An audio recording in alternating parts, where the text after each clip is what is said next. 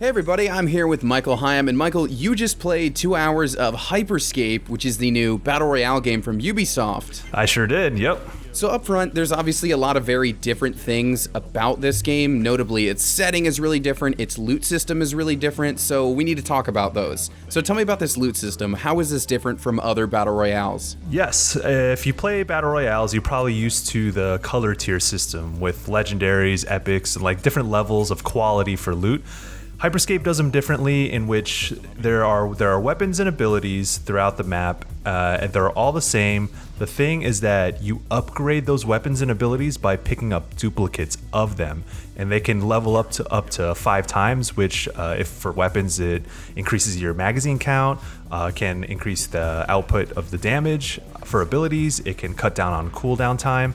So in a way, for me, having played this, it kind of changes up the loot grind a little bit, in which you don't necessarily look for the best stuff. You just want to look for the stuff that you prefer, and then hopefully over the match you find duplicates of them so you can upgrade those weapons and abilities. I like to play Apex Legends a lot, and I'm usually a shotgun guy, but as we all know, the Mozambique is terrible. So like, if I could like pick up 3 Mozambiques and suddenly that's like a better thing, I would totally do that. Well, the thing is, I'll also say is that Scape has a pretty slim arsenal, which is, I mean, it keeps its focus. It's more of an arena shooter though, where it has shotguns, assault rifles, grenade launchers, rocket launchers, sniper rifle, and those sorts of things. So like, instead of multiple different kinds of, say, sniper rifles, there's just a sniper rifle? Correct. Gotcha. Okay. Talk to me about these abilities too, because you don't choose a character at the top that has like special abilities, right? Well, you choose a character, but it's simply for aesthetics.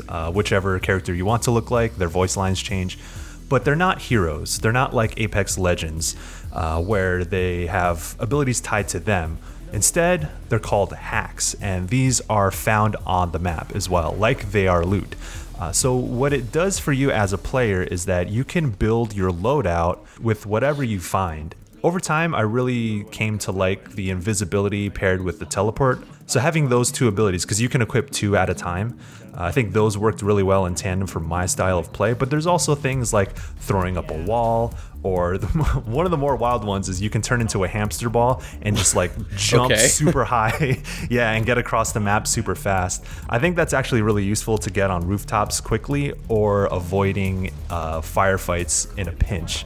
It looks absolutely ridiculous, but I can definitely see tactically how it works. Can you upgrade those in the same way that you upgrade weapons? Like if you pick up multiple, does it get better? I think the main thing that I encountered, I'm not sure if there's other ways that they get upgraded, but for me, every time I upgraded a hack, it shortened the cooldown so I can use them more frequently, because all of these hacks / abilities are subject to cooldown rather than being disposable. So that's definitely something to keep in mind when you're playing the game. There's obviously a very different loot system, but there's also a different kind of revive system, right? Yes, it's very different from what you expect from Battle Royale. I'm still trying to get my head around whether or not I think it's better, but the one thing I will say about it is that it keeps your teammates invested in the game even after they die. So to kind of lay the groundwork, what happens is that when you die, you don't get knocked down. Instead, you enter this secondary state where you're invisible, but you can't do anything but run around the map. What that lets you do as a dead teammate is scout and call out enemy positions, which is a really neat dynamic. Of course, players who are alive cannot see you, so you never know when you're being watched. Opponents, when they die, they drop like this triangle pod on the ground, and your dead teammate needs to go to it, and then you go to that to activate it and revive them to get them back in the game. There's a lot going on, but I think overall it forces you to be aggressive, because if you want to revive a teammate, then you have to kill an opponent.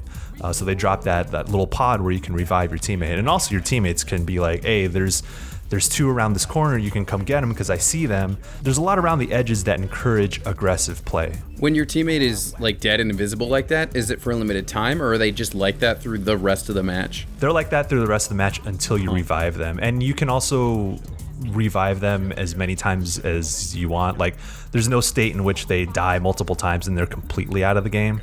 So they're as long as they're in the game, they're constantly a factor. I can already see like a lot of different levels of strategy with that then. Yeah. Because you're kind of, I imagine you could kind of decide like, okay, I can keep this dude as a spotter, but like he can't actually help me in a firefight. Right. So like you almost choosing when to bring somebody back is equally important. Yeah, that is. I'm definitely curious to see how that dynamic is going to play out as people start to get their hands on the game, because there are definitely some strategic elements where, you know, maybe you want to keep your teammate dead so they can invisibly scout, but who knows? The map itself, it doesn't have a circle, right? It's got something different going on. Right. We're used to battle royales in which the circle closes in and then you need to get into the safe zone.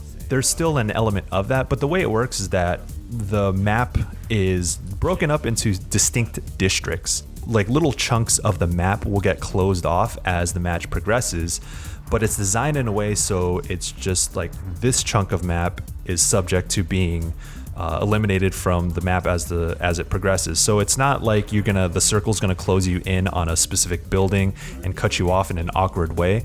So it's very deliberate in which the map is designed so that, you know, players can react to it a little bit more predictably, I guess. And you said before it kind of feels like an arena shooter. So like Warzone is obviously very much Call of Duty.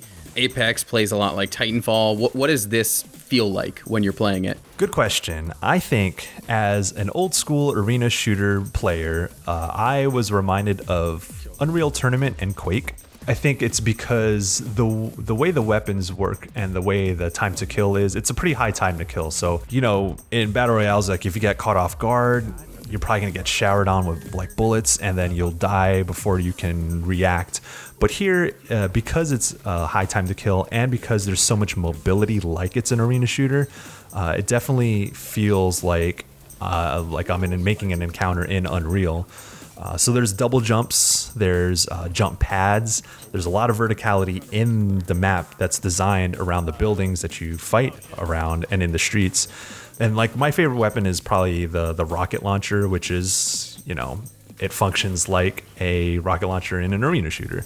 So it takes like 3 or 4 rockets to kill an enemy.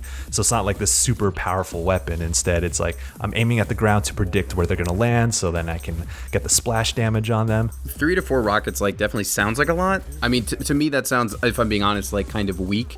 Does it feel like that with the other weapons? It does. I think that's my main critique of the game as it stands, is that the shooting mechanics do lack some sort of impact. The way the gunfights will play out, like I said, remind me of Unreal Tournament, but the fact that the shooting doesn't feel like it's packing a punch is a missed opportunity. At the end of the day, this is a first-person shooter. So if the shooting mechanics fall short, that's a big deal to me. But you don't have to actually like kill everyone to win though, right? Yeah, hey, that's a good transition right there. But yeah, so you don't necessarily have to be the last one standing in Hyperscape, because there's this mechanic called the crown. So I think once it's down to about 5 or 4 squads, a crown will spawn on the map. And it's sort of this, like we've seen this style of mode in other shooters, but someone grabs it, you hold on to it for a certain amount of time, and if you can hold on to it for that amount of time, then you win. So in Hyperscape, if you grab the crown and you hold on to it for 45 seconds without dying, you automatically win. You don't have to kill the rest of the squads. This is another way in which the game is encouraging aggressive style of play, because once you grab the crown, your position is then available to all the remaining players. So they're going to be tracking you down, trying to kill you. So everyone's going to converge on this wherever the crown carrier is. And it can get pretty wild. I won my match through having the crown, and in the last like 20 seconds of holding on to it, all the squads just converged on my team, and then we just posted up. Yeah, it's pretty wild. And my teammates were all trying to defend me. Yeah, like most of the time a BR game is like, it's essentially a hardcore team deathmatch, Right. You know, at the end of the day. But this is like capture the flag, what you just described. Yeah. That's cool. I mean, so do you think that's enough then to like really grab your interest, or do you still feel just kind of burned out? Because like real talk, there are a lot of Battle Royale games out there right now. Yeah, that's a fair assessment, and I think that's going to be the question on a lot of people's minds, or that'll be their first impression when they see this game, is that another Battle Royale, and I get that to a sense. The thing I will give Hyperscape a lot of credit for going the lengths to trying to be something different, rather than Ubisoft saying, "Oh, we want a piece of the pie as well." It's like, well, what do you bring to the table? And from what I've experienced and from what I've seen so far, these are genuinely different types of mechanics for Battle Royale. But I definitely want to see, like I said about the gunplay, I want to see some improvements there. If you're tired of Battle Royales and the thing that you're most concerned about is just, the stress of trying to be the last one standing or getting one life to live after looting and stuff, there are some things around the edges of the game that can improve that experience. Do you know where other people are going to be able to play it? I think Ubisoft has more to share later on, but yeah, you got to keep your eyes peeled for that, because here on GameSpot, we're going to tell you all that information straight up. Definitely. All right, well, thanks, Michael. Guys, we'll catch you later when we have more to say about Hyperscape.